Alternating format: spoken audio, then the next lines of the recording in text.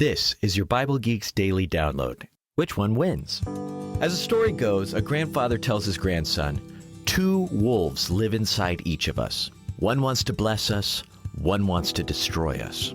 They're in there every day fighting for control of our lives. So the grandson asks, which one wins? And the grandfather answers, the one you feed. We're talking about our divided selves. That's where a lot of our inner conflict comes from. It's like when Paul says, I do not understand my own actions, for I do not do what I want, but I do the very thing I hate. Romans 7:15. No one's taken over his body. He still has control, but he has so many forces pulling him in different directions. He ends up doing something he, the self underneath all those voices, doesn't want to do. Ever feel that way? Our heads fill up with all these voices pulling at us, but none of those voices define us. We choose which voice we obey. We decide which voice is loudest, and the one we feed will win. That's why we have to tell ourselves the truth. You know Jesus' story about the son who wandered away from home. Most of us can relate to the prodigal as he sits in that pigsty and pines for better days. We all get lost. We all need to come home. But here's a lesson that's easy to miss in that story.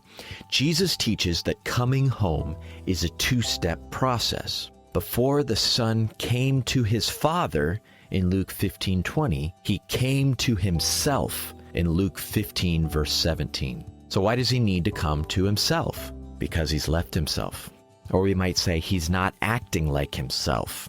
But when he came to himself, he said, how many of my father's hired servants have more than enough bread, but I perish here with hunger? Luke 15:17. See, he reasons with himself, considering his options. That's important. But then he tells himself what he needs to do. I will arise and go to my father, and I will say to him, Father, I have sinned against heaven and before you.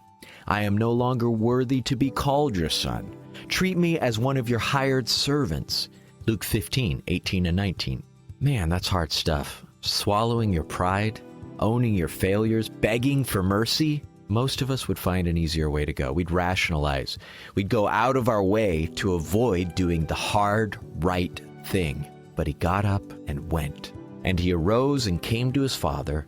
But while he was still a long way off, his father saw him and felt compassion and ran and embraced him and kissed him. Luke 15 verse 20. See, the prodigal could have told himself he was in the right. He could have had a pity party. He could have said it was all bad luck, but then he never would have made it home. We can all invent stories about our lives to make us feel better, but maybe we should stop listening to our own stories and start telling ourselves the truth. So, what is the hard right thing you need to do? Thanks for tuning in, and may the Lord bless you and keep you today.